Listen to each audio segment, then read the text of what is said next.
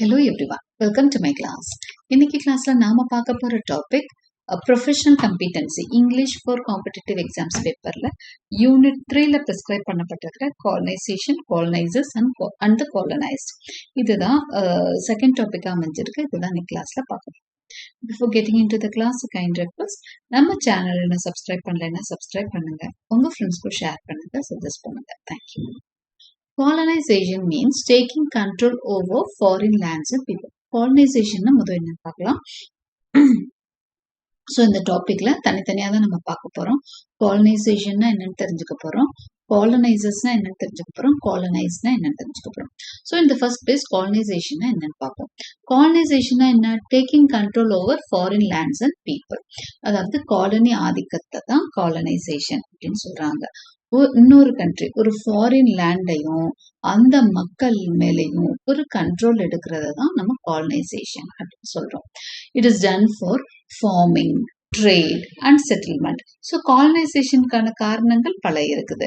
அவங்க அக்ரிகல்ச்சர் பண்றதுக்கு, அந்த காலத்துல அக்ரிகல்ச்சர் தானே மெயினான ஒரு சோர்ஸ் ஆஃப் இன்கமா இருந்திருக்கும். அதனால ஃபார்மிங் பண்ண, ட்ரேட் வாணிபம் பண்றதுக்கு, செட்டில்மெண்ட்டுக்கு அவங்க போய் அவங்க ஊர் நல்லாலையோ இல்லை ஏதோ ஒரு காரணங்களுக்காகவோ வெளியேறி இன்னொரு ஊர்ல போய் தங்குறதுக்கும் பண்றாங்க.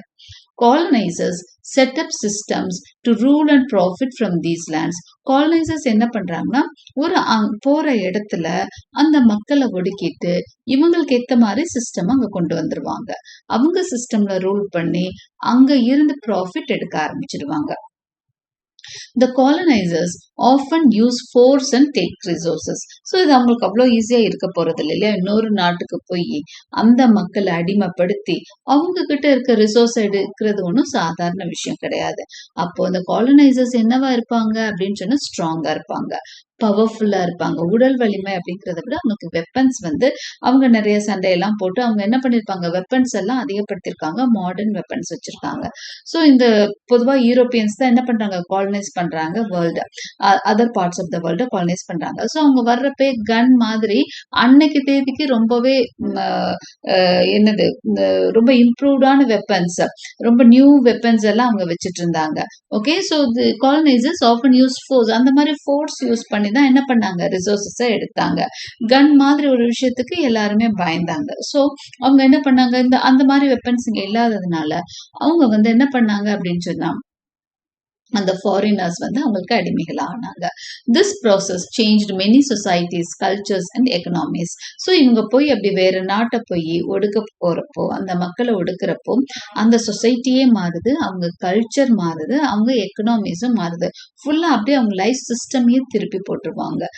ஃபார் எக்ஸாம்பிள் இப்போ இங்கிலாந்து ஒரு நாட்டை காலனி ஆதிக்கத்துக்குள்ள கொண்டு வருதுன்னா அந்த நாட்டுல இருக்க நிறைய விஷயங்களை மாத்திரும். ஏதோ கொஞ்ச நாள் இருந்துட்டு போனாங்கன்னு இல்லை, அவங்க இருந்த சமயம் இப்போ ஃபார் எக்ஸாம்பிள் பாருங்க, நம்மளோட ட்ரெஸ் இப்போ ஆண்கள் பேண்ட் ஷர்ட் போடுறாங்க அப்படின்னாலே நம்ம ட்ரெஸ் கிடையாது. அப்போ நம்ம கல்ச்சர், நம்ம சொசைட்டில லாங்குவேஜ், அவங்க லாங்குவேஜ் எவ்வளவு தூரம் ஊடுருவி இருக்கு, அவங்களோட பழக்க வழக்கங்கள் நிறைய வந்துருச்சு உள்ள. ஸோ அவங்களோட கல்ச்சர், எக்கனாமில இருந்து எல்லாமே உள்ள ஊடுருவிடும்.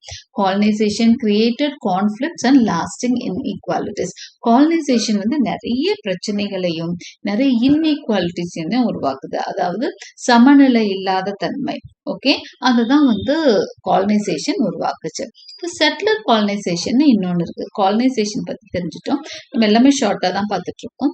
ஸோ செட்டிலர் காலனைசேஷன்னா என்ன அப்படின்னு சொன்னா, இப்போ பிரிட்டிஷ் பீப்புள் இந்தியாவுக்கு வந்தாங்க. நம்ம பிரிட்டிஷ் காலனியா ஒரு கட்டத்துல இருந்தோம். ஒரு 150 வருஷம் கிட்ட நம்ம என்னவா இருந்தோம், பிரிட்டிஷ் காலனியா. இந்தியா மாதிரி ஸ்ரீலங்கா, பாகிஸ்தான் எல்லாம் பிரிட்டிஷ் காலனியா இருந்தோம்.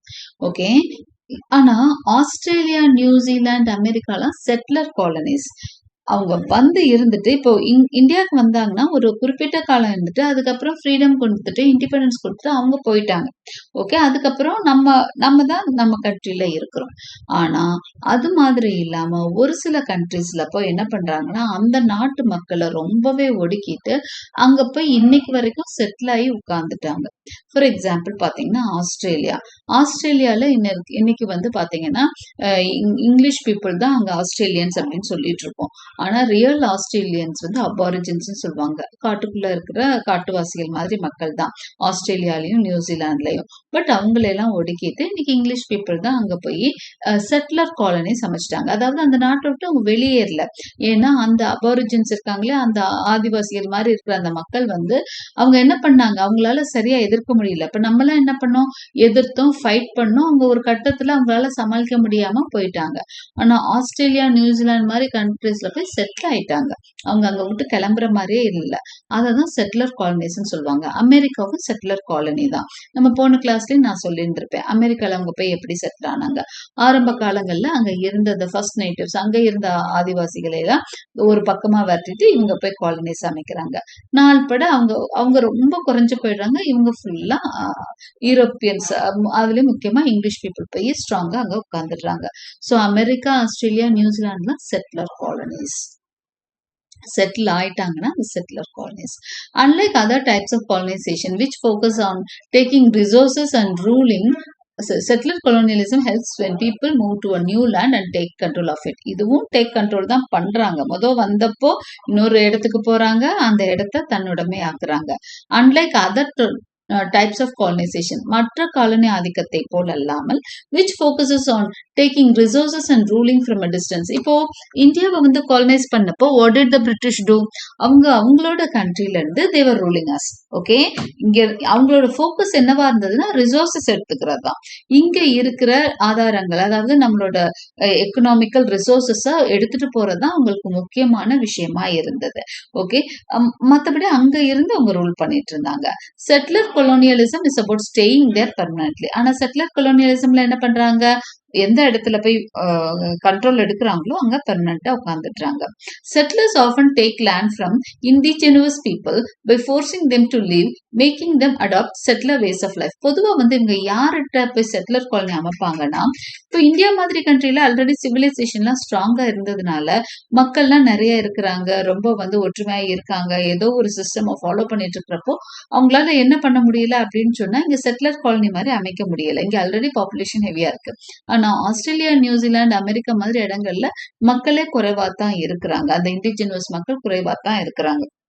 ஸோ அவங்களுக்கு வந்து நிறைய விஷயங்கள் வந்து தெரியாம இருந்ததுனால என்ன பண்ண முடிஞ்சு அப்படின்னா, இந்த பீப்புள் போய் காலனைசர்ஸ் அங்க போறப்ப அவங்களை ஈஸியா என்ன பண்ண முடிஞ்சது, ஃபோர்ஸ் பண்ண முடிஞ்சது.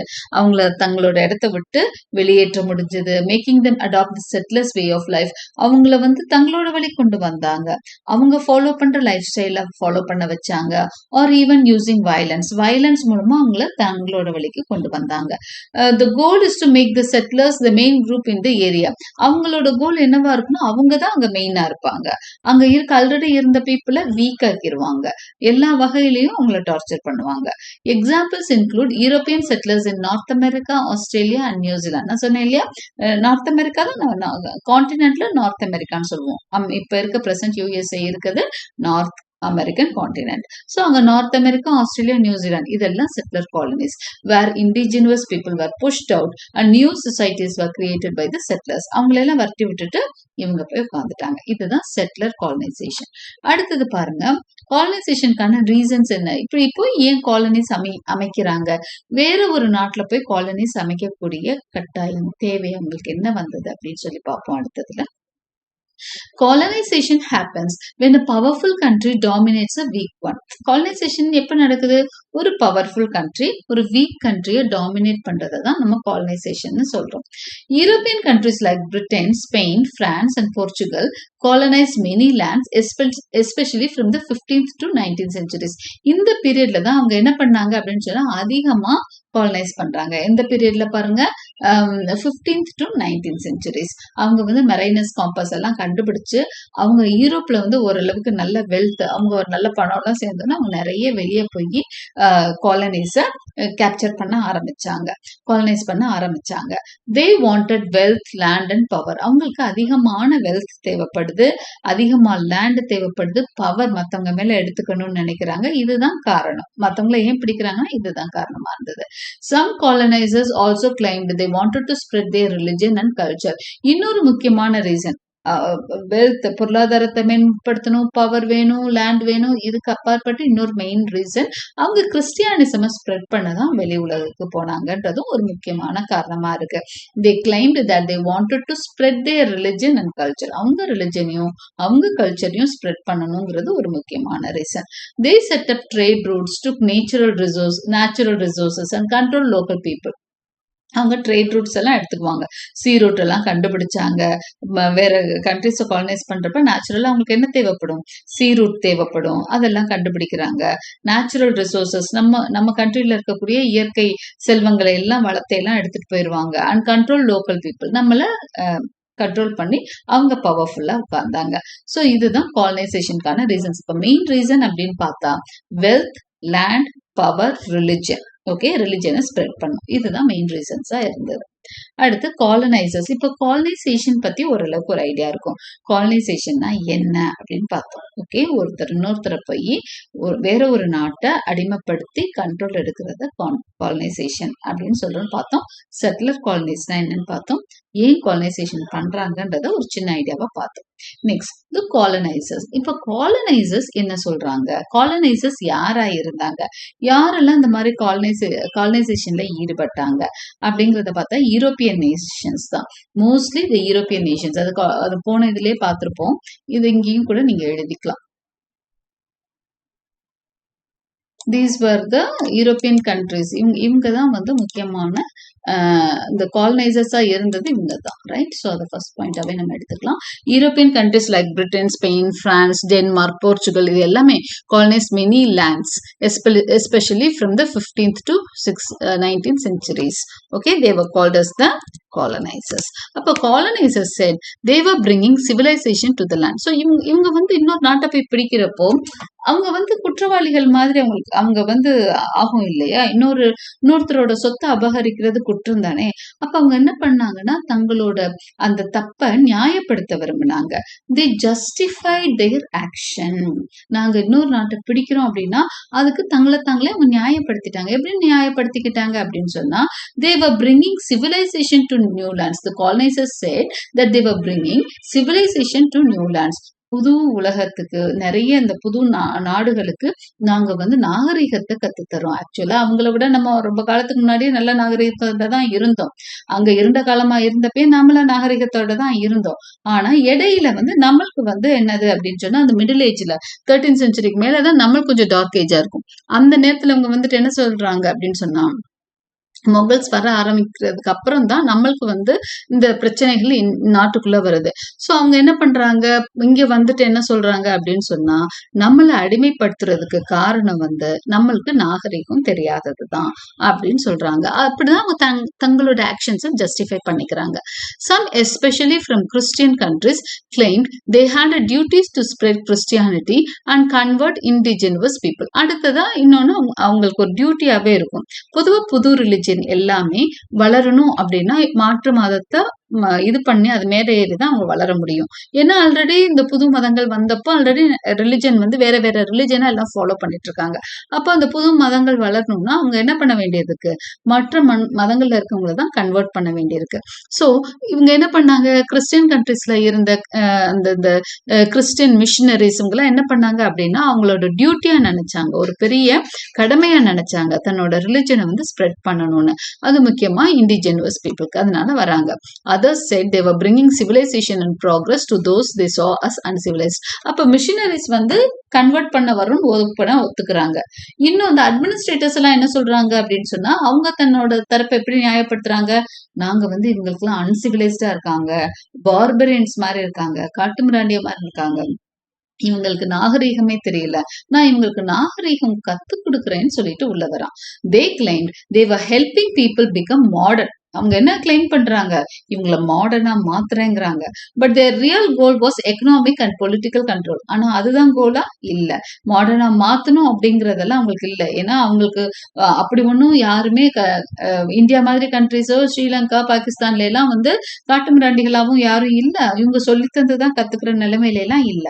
But their real goal was economic and political control. Okay, economic political control தான் அவங்களுக்கு பொருளாதாரம் அப்புறம் அரசியல் ஆதாயம் இதுதான் வந்து அவங்க கண்ட்ரோல் பண்ணணும்னு நினைச்சாங்க. Economic reasons were also a big factor. இன்னொரு ரீசன் என்னன்னா எக்கனாமிக் ரீசன்ஸ். பொருளாதாரம் தான் ரொம்ப பெரிய ஃபேக்டர் ரோல் பண்ணுது. பொலிட்டிக்கல் ரீசன்ஸை விட எக்கனாமிக் ரீசன்ஸ் தான் பெரிய role. As colonizers wanted resources, markets and profits. அவங்களுக்கு இயற்கை வளம் தேவைப்பட்டது, சந்தை தேவைப்பட்டது. அவங்க பொருட்கள் என்ன பண்ணுவாங்க, இங்க இருந்து ரிசோர்ஸ் காட்டன் மாதிரி ரிசோர்ஸ் இங்க இருந்து எடுத்துட்டு போவாங்க. அவங்க கண்ட்ரில போய் என்ன பண்ணுவாங்க, இண்டஸ்ட்ரியலைசேஷன் அங்க வளரணுன்றதுக்காக அங்க ட்ரெஸ்ஸஸ் அதை மாத்துவாங்க. திரும்ப அடுத்த ஷிப்ல அது இந்தியாக்கே வரும், மார்க்கெட்டா வரும். ஓகே, இங்கே நீங்க நம்ம வந்து அவங்க பொருளை வாங்கணும்னு சொல்லுவாங்க. அப்போ ப்ராஃபிட் ஃபுல் அண்ட் ஃபுல் எந்த பக்கம் பார்த்தாலும் ப்ராஃபிட் மதர் கண்ட்ரி, அதாவது இந்த காலனைசர்ஸ்க்கு தான் போகும். ஸோ அவங்க சொல்ற அந்த கதைகள்லாம் வெறும் கட்டு கதைகள் தான். நாங்க வந்து சிவிலைஸ்டா மாத்த போறோம்ன்றது தான். அவங்களுக்கு தேவை economic political control. countries competed for land and power, seeing colonies as a sign of strength. அதுல யூரோப்ல ஒரு பெரிய போட்டியே வந்தது. யாருக்கெல்லாம், யூரோப்ல இருக்க இங்கிலாந்து, பிரான்ஸ், இட்டலி மாதிரி எல்லா கண்ட்ரிஸ்க்கு இல்ல, ஸ்பெயின், யாரெல்லாம் இந்த கண்ட்ரோல் பண்ண போறாங்களோ, யாரெல்லாம் காலனிஸ் அமைக்க போறாங்களோ அவங்களுக்குள்ள போட்டி. நான் இத்தனை காலனிஸ் வச்சிருக்கிறேங்கிறது அவங்களுக்கு வந்து ஒரு பலமா கருதப்பட்டது. It is a sign of strength. அதனால வந்து அவங்க போட்டி போட்டுட்டு இது செஞ்சுட்டு இருந்தாங்க. Colonizers set up governments that suited them. சரி, இப்படி வந்து ஒரு நாட்டுல காலனி அமைச்சிட்டு அவங்க சும்மா இருப்பாங்களா? இல்ல. அவங்களுக்கான கவர்மெண்ட் அவங்களுக்கு சூட்டடான ஒரு கவர்மெண்ட் அவங்களே ஃப்ரேம் பண்றாங்க. They made people work for them for little or no pay. அவங்களுக்கு வேலை செய்யறவங்களுக்கு ரொம்ப கம்மியா தான் என்ன கொடுப்பாங்க, அலவன்சஸ் கொடுப்பாங்க, சம்பளம் கொடுப்பாங்க. பேமெண்ட்டே கொடுக்காம கூட அவங்க வேலை பார்க்க வைப்பாங்க, சாப்பாடு மட்டும் போட்டு. They force their language, their laws and traditions on the local people. இவங்க வந்தவங்க சும்மா இருப்பாங்களா? அவங்களோட லாங்குவேஜ், அவங்க லா, அவங்க ரிலிஜன், அவங்க ட்ரெடிஷன் எல்லாமே அவங்களது தான் நம்ம ஃபாலோ பண்ணணும். அதுதான் வந்து நாகரிகம்னு சொன்னாங்க. They also took resources like gold, spices and crops. இங்க இருந்து என்னெல்லாம் எடுத்துட்டு போவாங்க நமக்கு தெரியும். நம்ம கோஹினூர் வைரம் போச்சு, மயிலாசனம் போச்சு, ரொம்ப காஸ்ட்லியான நம்ம நாட்டுல இருந்த எல்லாத்தையும் அவங்க டைம்ல என்ன பண்ணாங்க, எடுத்துட்டு போயிட்டாங்க அப்படின்னு படிச்சிருப்போம். ஸோ கோல்டு, ஸ்பைசஸ், கிராப்ஸ் எல்லா ரிசோர்சஸும் இங்க இருந்து போச்சு.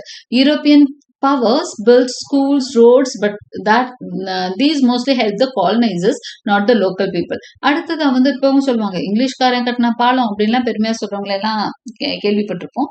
அது அஃப்கோர்ஸ் அவங்க கட்டினது தான் ஸ்ட்ராங்கா அந்த காலத்துல கட்டினாங்க தான். பட் நம்மளுக்காக ஒன்றும் கட்டல. அவங்க அவங்க வசதிக்காக கட்டினது இன்னைக்கும் என்ன இருக்கு, ஹெல்ப்ஃபுல்லா இருக்கு அப்படிங்கிறத நம்ம பாக்குறோம். யூரோப்பியன்ஸ் என்ன பண்ணாங்க, நிறைய ஸ்கூலு, ரோடு எல்லாமே அவங்களுக்காக, லோக்கல் பீப்புளுக்காக இல்ல, எதர் கன்வர்டிசம் பண்ணாங்க, இல்லைன்னா அவங்களோட இதுக்காக மட்டும்தான் பண்ணிக்கிட்டாங்க. அவங்களோட பவரை பில்ட் பண்ண மட்டும்தான் பண்ணிக்கிட்டாங்க, அவங்களோட வசதிக்காக பண்ணிக்கிட்டாங்க. In the 15th century, the Catholic Church supported colonization through the doctrine of discovery, which allowed taking land and converting people in the name of church. இதுல சர்ச்சே வந்து அவங்களுக்கு ஒரு பெர்மிஷனே கொடுக்குது, ஒரு லாவே அங்க யூரோப்ல சட்டம் ஏற்றுறாங்க. கேத்தலிக் சர்ச் வந்து இத அங்கீகரிக்குது. எப்படின்னா லாஃபுல்லாவே அங்கீகரிக்குது 15th செஞ்சுரியிலேயே. 15th செஞ்சுரியில என்ன பண்ணிட்டாங்க, நீங்க மத்த நாட்டை போய் எடுத்துக்கலாம், அவங்க அந்த மக்களை மாத்தலாம், கன்வெர்ட் பண்ணலாம். அதுக்கு பேரு டாக்டரின் ஆஃப் டிஸ்கவரின்ற ஒரு நேம்ல வந்து இதுக்கு ஒரு அங்கீகாரம், ஒரு லாவே வந்து பாஸ் பண்றாங்க. எப்போனா 15th செஞ்சுரியில கேத்தலிக் சர்ச். ஸோ இதுதான் காலனைசர்ஸ் என்ன பண்றாங்க, மற்றவங்கள இது பண்றப்ப தங்களை தாங்களே ஜஸ்டிஃபை பண்ற விஷயமா நம்ம பாக்குறோம். ஓகே, ஒரு தப்பு செய்யறப்போ அந்த தப்பை நியாயப்படுத்தும் விதமா அவங்க சொன்ன விஷயங்கள், அவங்க என்ன ஆக்சுவலி செஞ்சாங்க, ஆனா அவங்க என்ன தன்னை பத்தி வெளியே சொன்னாங்க அப்படிங்கிறது. நீங்க ஓரியன்டாலிசம் எல்லாம் படிச்சிருந்தீங்கன்னா இன்னுமே பெட்டரா புரிஞ்சிருக்கும். அவங்க எந்த மாதிரி எல்லாம் வந்து ஓரியன்டாலிசம், நான் ஆக்சுவலி இது ஆல்ரெடி நான் போட்டிருக்கேன், அந்த வீடியோ எல்லாம் அப்லோட் பண்ணிருக்கேன். அதெல்லாம் பாத்தீங்கன்னா எந்த அளவுக்கு வந்து அவங்க அந்த காலனைஸ்ட் பீப்புளை கொடுமைப்படுத்திருப்பாங்க அப்படின்லாம் டீட்டெயில்டா நம்ம பார்த்திருப்போம். Okay, colonised. அடுத்ததா இப்ப நம்ம யாரெல்லாம் பார்த்துட்டோம், என்ன டாபிக்ஸ் பார்த்துட்டோம், காலனைசேஷன் பார்த்துட்டோம். ஓகே, எப்படி காலனி ஆதிக்கத்தின் கீழ் கொண்டு வர்றாங்கன்னு பார்த்தோம். காலனைசர்ஸ் யாரு காலனி ஆதிக்கத்துல ஈடுபடுறவங்க, அதை இங்கிலீஷ் பீப்புள் பத்தி, யூரோப்பியன்ஸ் பத்தி தெரிஞ்சுக்கிட்டோம். இப்போ காலனைஸ்ட், அந்த பாதிக்கப்பட்ட மக்கள் தான் காலனைஸ்ட். யார் அவங்க பிடிச்சு அமைக்கி வச்சிருக்காங்களோ அவங்க தான் காலனைஸ்ட். ஸோ அவங்க நிலைமை என்னன்னு தெரிஞ்சுக்கலாம். The sufferings of the colonised and their reactions, அவங்களோட பிரச்சனைகள் என்ன, அவங்க எப்படி ரியாக்ட் பண்ணாங்க, காலனைசேஷனுக்கு எப்படி ரியாக்ட் பண்ணாங்கன்னு தெரிஞ்சுக்கலாம். Colonization caused great suffering for indigenous people. பெரிய சஃபரிங் கொடுக்கும் இண்டிஜெனுவஸ் பீப்புளாக இருக்கட்டும், அந்த அந்த நாட்டு குடிமகன்களுக்கும் ரொம்ப பெரிய கொடுமைகளை காலனைசேஷன் தந்ததுன்னு தான் சொல்ல முடியும். The loss their lands as colonizers to control. வந்து அவன் பாட்டுக்கு லேண்ட் எடுத்துட்டு போயிடுவான், அவன்கிட்ட பெர்மிஷனோ இதை விலைக்கு கூடலாம் கேட்க போறதில்ல, அவன் பாட்டுக்கு he took control over your land. Many were forced to leave their homes or live in poor conditions. அவங்க தள்ளி விடப்பட்டாங்க, அவங்க வீடு அவங்க விட்டுட்டு போகணும், அவங்க புவர் கண்டிஷன்ஸ்ல இருக்கணும், அவங்களுக்கான நிலத்தை அவங்க விட்டு கொடுக்கணும். ஸோ இதெல்லாம் எழுதப்படாத சட்டமா இருந்தது. இங்கிலீஷ் மேன் கேட்டானா விட்டு கொடுக்கணுங்கிறது தான் சட்டமா இருந்தது. Some were made to work as slaves or labourers under harsh conditions. இப்போ நம்ம கண்ட்ரியை விட இன்னும் அமெரிக்கா மாதிரி கண்ட்ரீஸ்ல பாத்தீங்கன்னா ஸ்லேவ்ஸாவும் லேபரர்ஸாவும் கொண்டு போய் வேலை பார்த்தாங்க. ஏன்னா பெரிய அளவுல அது என்னது அடிமை வியாபாரம் நடந்தது வந்து அமெரிக்கால அப்படின்னு நம்ம பார்த்திருப்போம். மிசிசிப்பிக்கு கீழே இருந்த எல்லா மக்களையும் என்ன பண்ணி வச்சாங்க, அடிமைப்படுத்தி வச்சிருந்தாங்க. மக்களை இல்ல, அந்த பெரிய பெரிய தோட்டங்கள் இருந்தது, அந்த தோட்டங்களுக்கு தேவையான லேபரர்ஸ் அடிமைகளா தான் அடிமைகள் வியாபாரத்துல வாங்கி அவங்கள ரொம்ப கொடுமைப்படுத்தி வச்சிருந்தாங்கன்னு பார்ப்போம். ஸோ அதுவும் இந்த கான்செப்ட் கீழே தான் வரும். இப்போ காலனைஸ்டு பீப்புளை வந்து அவங்க லேபரர்ஸா அடுத்ததா ஸ்லேவ்ஸா எல்லாம் ட்ரீட் பண்ணாங்க. காலனைஸ் பண்ண பீப்புளை தான் அவங்க என்னவா மாத்துறாங்க, அடிமைகள்ங்கிறது யாரு, அவங்க காலனைஸ் பண்ண பீப்புள்ல ஒரு சிலரை ஸ்லேவ்ஸா அவங்க கூப்பிட்டு போய் மற்ற இடத்துல விற்கிறாங்க. ஓகே, லேபரஸா போனாலும் ரொம்ப ஹார்ஷ் கண்டிஷன்ஸ், அவங்கள மனுஷனாவே மதிக்காத ஒரு நிலையை தான் நம்ம பார்க்க முடியும். Violence and war killed many while new diseases brought by colonizers wiped out large populations. இதுல காலனைசர்ஸ்க்கு என்ன பிரச்சனைகள்லாம் வரும்னா, வயலன்ஸ், இவங்க எதுக்குறாங்கன்னா அவங்க வந்து வயலண்டா கொல்லப்படுவாங்க. ஓகே, ரொம்ப ஃபோர்ஸ் யூஸ் பண்ணி அவங்கள அடிப்பாங்க, அவங்க கன் யூஸ் பண்ணி அவங்கள கொல்லுவாங்க. இப்போ காலனைஸ் பீப்புள் ரொம்பவே கஷ்டப்படுறாங்க. அது மட்டும் இல்ல, நியூ டிசீசஸ் வந்து அவங்க கொண்டு வராங்க. இப்போ நம்ம கண்ட்ரிக்குள்ள அது வந்து கல்ச்சர், அந்த என்வைரான்மெண்ட் ரிலேட்டடா வரும். என்னன்னா வேற ஒரு நாட்டுல இருந்த ஒருத்தவங்க, இப்பவே நம்ம இந்த கொரோனா டைம்ல எல்லாம் பார்ப்போம், வேற நாட்டுல இருந்து இந்த நியூ டிசீஸ் பரவுது, கொரோனா வந்தப்ப என்ன சொன்னோம், சைனால இருந்து வந்தது அப்படின்லாம் சொல்லிட்டு இருந்தோம் இல்லையா. அது மாதிரிதான் ஆரம்ப காலங்களில் இவங்க வந்தப்பையும் இவங்க எல்லாம் தேவர் யூஸ் டு பிளேக். இப்போ நம்ம எல்லாம் வந்து கொரோனாக்கு ரெசிஸ்டன்ட் ஆயிருப்போம். இப்போ புதுசா அந்த இன்ஜெக்ஷன்லாம் போட்டு ஓரளவுக்கு ரெசிஸ்டன்ட் ஆயிருக்கும். இப்போ இதுக்கு பழக்கப்படாத ஒரு நாட்டுல கொரோனாவே இல்ல, ஒரு சின்ன ஐலண்டா இருக்கு, அங்க போனோம்னா அந்த மக்களுக்கு இந்த நோய் தொற்றிருக்கும். அது மாதிரிதான் இப்ப அவங்க இங்க வந்தப்போ அவங்க பிளேக் மாதிரி நிறைய டிசீஸ்க்கு அவங்க யூஸ் டு ஆகி, அதுக்கு ஒரு டிசீஸ் வந்துட்டு போனாலே நம்ம உடம்பு வந்து அதுக்கு என்ன ஆயிரும் அப்படின்னு சொன்னா எதிர்ப்பு சக்தியை வளர்த்துக்கும். ஓகே, நேச்சுரலாவே வளர்த்துக்கும். அப்ப அவங்க எல்லாம் எதிர்ப்பு சக்தியோட இங்க வராங்க. நம்ம மக்களுக்கு அதுக்கான, நம்ம மக்கள்ன்றதை விட அமெரிக்கால இது பெரிய அளவுல நடந்தது. அமெரிக்கால இந்த இண்டிஜினஸ் மக்களுக்கு வந்து அவங்களால எதிர்ப்பு சக்தியே இல்லை. அவங்க புது புது வியாதிகள் வருது, அவங்கள கொத்தா இறந்துடுவாங்க. ஓகே, ஸோ அப்படிதான் அமெரிக்கால இருக்க பாப்புலேஷன் ரொம்பவே குறைஞ்சு போயிடும். ஸோ அது மாதிரி நம்ம இந்தியா மாதிரி கண்ட்ரீஸ்லயும் இந்த மாதிரி சேஞ்சஸ் வந்தது. நியூ டிசீசஸ் அவங்க கொண்டு வந்தாங்கன்னா கையோட கொண்டு வரதில்ல, அவங்க மூலமா ஸ்ப்ரெட் ஆகும். அவங்க அதுக்கு அவங்கள அது ஒன்றும் பண்ணாது, ஏன்னா ஆல்ரெடி அது வந்துட்டு போயிருக்கும், திரும்ப வரப்போ அது பெரிய பாதிப்பு ஏற்படுத்தாது. ஆனா அதே இது அந்த புது நாட்டுல இருக்கிறவங்களுக்கு அது பெரிய பாதிப்பை ஏற்படுத்தும். So it wiped out large populations. நான் சொன்னேன்ல, அமெரிக்கால எல்லாம் லார்ஜ் பாப்புலேஷன்ஸ் இதுல இறந்து போயிட்டாங்க. அப்படியே வேரோட ஒரு குடும்பமே அப்படியே ஊரே அழிஞ்சு போற மாதிரி ஆயிரும். Colonizers also try to erase indigenous cultures. அது மட்டும் இல்ல, காலனைசர்ஸ் அடுத்து என்ன பண்ணாங்கன்னா, இவங்களோட கலாச்சாரம் எதையுமே மதிக்க மாட்டாங்க. ஒவ்வொரு நாட்டுக்கும் ஒவ்வொரு இண்டிஜினஸ் மக்களுக்கும் அவங்களுக்கான கலாச்சாரம் இருக்கும், அது எல்லாத்தையும் அழிச்சிட்டாங்க. இவங்களோட கல்ச்சரை உள்ள புகுத்தி அவங்க எல்லாமே அழிச்சிருப்பாங்க. They banned native languages, destroy traditions. அவங்களோட லாங்குவேஜஸ் அழிப்பாங்க, அவங்களோட ட்ரெடிஷன்ஸ் அழிப்பாங்க. And forced people to adopt new religions and ways of life. அவங்களோட ரிலிஜியஸ் அடாப்ட் பண்ணிக்கங்க, எங்க வே ஆஃப் லைஃப், எங்க ட்ரெடிஷனுக்குள்ள வாங்கன்னு பார்ப்பாங்க. ஏன்னா இன்னைக்கு நமக்கு தெரியும், ஆப்பிரிக்கன் கண்ட்ரில அத்தனை நம்மள மாதிரியே நிறைய ரிலிஜன் ஃபாலோ பண்ணவங்க தான். இந்தியாலாம் தாக்கு பிடிச்சு அந்த ரிலிஜன்ல நின்றுட்டு இருக்குது. பட் ஆப்பிரிக்கன் கண்ட்ரீஸ்ல சினுவாச்சிபியோட things fall apart, arrow of காட்லாம் படிச்சீங்கன்னா உங்களுக்கு தெரியும், அவங்க they have lost all their traditions and culture to the new culture. Okay, எல்லாத்தையும் அவங்க தொலைச்சு எடுத்திருப்பாங்க. எல்லா மக்களும் வந்து என்னவா மாறி இருப்பாங்க, either new religion, either Christian or இஸ்லாம்க்கு அவங்க என்ன இருப்பாங்க, convert ஆயிருப்பாங்க.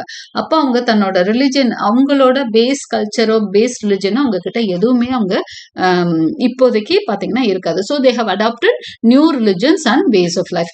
Many indigenous people were treated unfairly and seen as less important than the colonisers.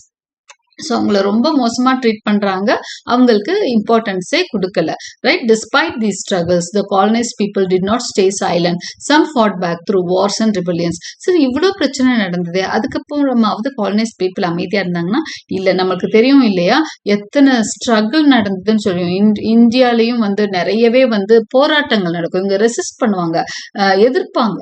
Okay, இந்த காலனைஸ்டு பீப்புள் வந்து பாதிக்கப்பட்டவங்களா இருந்து ரொம்ப பிரச்சனைகளை அனுபவிச்சதுனால ஒரு கட்டத்துல அந்த பாதிப்பு தாங்க முடியாம எதிர்க்க ஆரம்பிப்பாங்க. Others resisted by keeping their cultures and traditions alive in secret. இங்க பாருங்க, some fought back through wars and rebellions.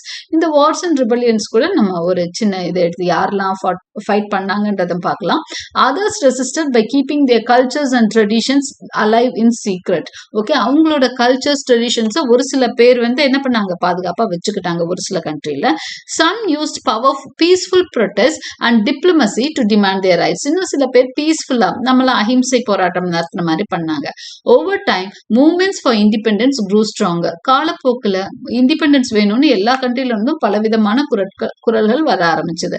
Many countries eventually won their freedom after years of struggle. நிறைய கண்ட்ரிஸ்க்கு நிறைய காலம் போராடி அவங்களுக்கு என்ன கிடைச்சது, ஃப்ரீடம் கிடைச்சது. Even after gaining independence, the effects of colonization remained. ஆனா இண்டிபெண்டன்ஸ் கிடைச்சோன்னா உங்களுக்கு வந்து என்ன ஃப்ரீடம் கிடைச்சிருச்சு அப்படின்னு எல்லாம் மறைஞ்சிருச்சுன்னு இல்லை, ஏன்னா இம்பாக்ட் இருந்துகிட்டே இருக்கும். ஏன்னா ஒரு இடத்துக்கு வந்துட்டாங்க, அவங்க எல்லாத்தையும் ஸ்ப்ரெட் பண்ணிட்டாங்க. அவங்க லாங்குவேஜ், அவங்க ரிலிஜன், அவங்க கல்ச்சர், அவங்க ட்ரெடிஷன். போறப்போ அவங்க மட்டும்தான் போனாங்க, இதை எதையுமே அவங்க கொண்டு போகல, இங்க நிலைநிறுத்தி வச்சுட்டு போயிட்டாங்க. ஸோ நேச்சுரலா அது இங்க என்ன ஆயிட்டு இருக்கு, ஸ்ப்ரெட் ஆகிக்கிட்டு நம்மளுக்குள்ளேயே தான் இருந்துட்டு இருக்கு. அப்போ அவங்க போனாலும் அவங்களோட லெகசி வந்து போகல, இட் ரிமைண்ட். அந்த எஃபெக்ட் வந்து இன்னும் இருக்குது காலனைஸ்டுக்குள்ள. However, the courage and resistance of the colonized people helped them reclaim their identities and rebuild their societies. ஆனா ஒரு சில கண்ட்ரிஸ் என்ன பண்ணுது, ஸ்ட்ராங்கா ரெசிஸ்ட் பண்ணி தன்னோட கல்ச்சரை திரும்ப கொண்டு வர போராடுது அப்படிங்கிறதையும் நம்ம பார்க்கிறோம். Their suffering was great, but their strength and determination shaped their future. Okay, sufferings அதிகமா இருந்தா கூட அவங்க வந்து என்ன பண்ணாங்க, ரொம்ப ஸ்ட்ராங்கா ஃபைட் பண்ணி அவங்களோட ஃபியூச்சரை ஷேப் பண்ணிக்கிட்டாங்க அப்படிங்கிறதையும் நம்ம பார்க்குறோம். ஓகே, ஸோ நான் இதையும் நான் ஆட் பண்ணியிருக்கேன். இப்போ உங்களுக்கு பாருங்க, some important revolutions against colonisers. அதாவது காலனைசர்ஸ்க்கு எதிராக நடந்த முக்கியமான ரெவல்யூஷன்ஸ். காலனைஸ்ட் இருக்காங்க இல்லையா, அடக்கப்பட்டவர்கள், நம்மள மாதிரி இந்தியா, பாகிஸ்தான், வேற எந்தெந்த கண்ட்ரில எல்லாம் அவங்க வந்து காலனைஸ்டா இருந்தாங்களோ அங்க எல்லாம் என்ன நடந்தது அப்படின்னு சொன்னா ரெவல்யூஷன்ஸ் நடந்தது, புரட்சிகள் நடந்தது அகெயின்ஸ்ட் காலனைசர்ஸ். காலனைசர்ஸ்க்கு எதிரான புரட்சிகள் நடந்தது. அதை பத்தி நம்ம தெரிஞ்சுக்கலாம்.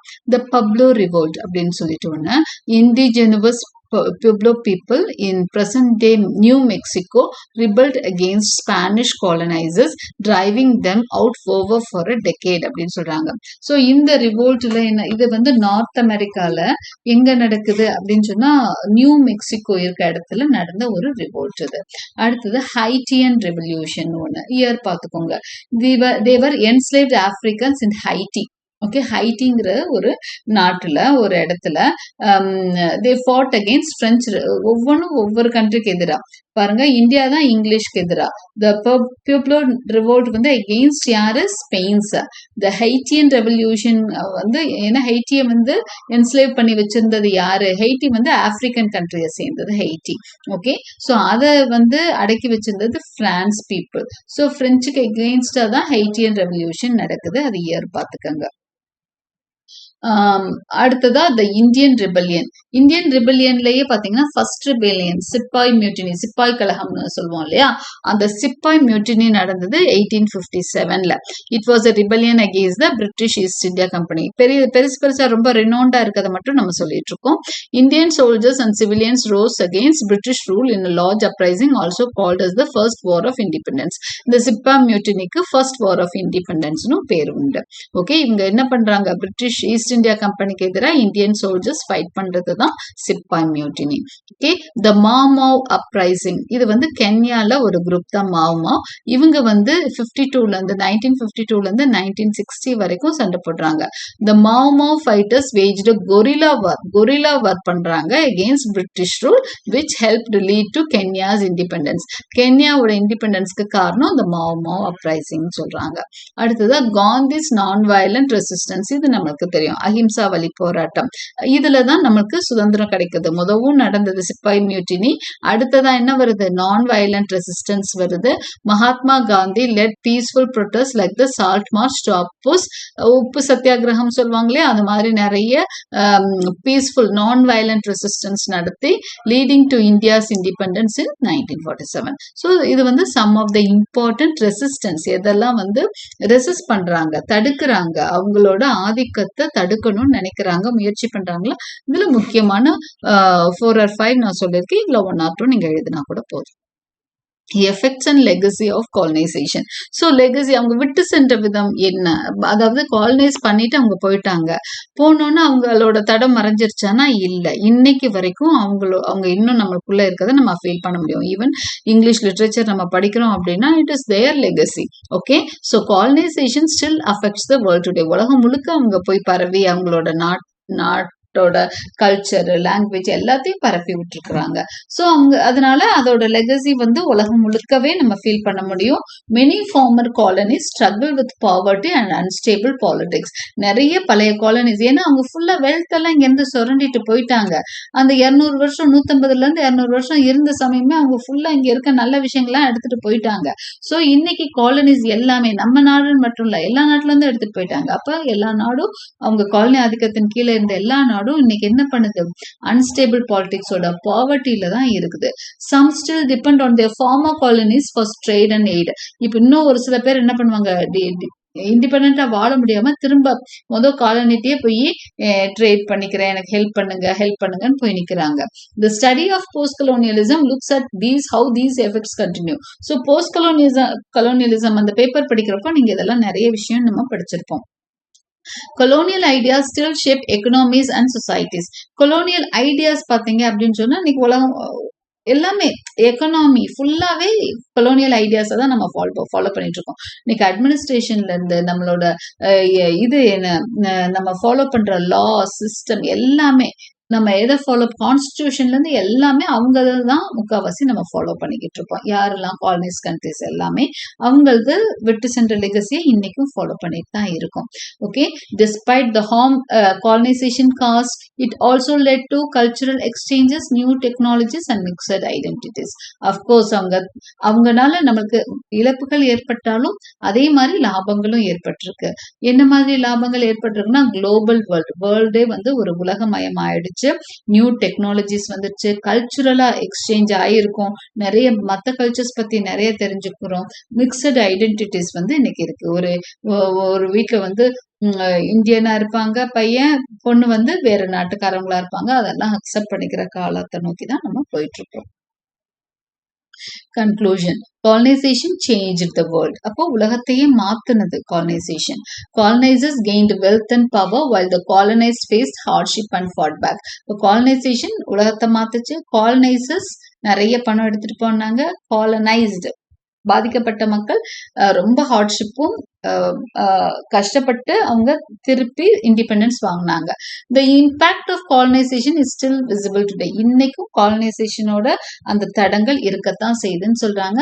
Understanding this history helps us address inequalities and build a fairer world.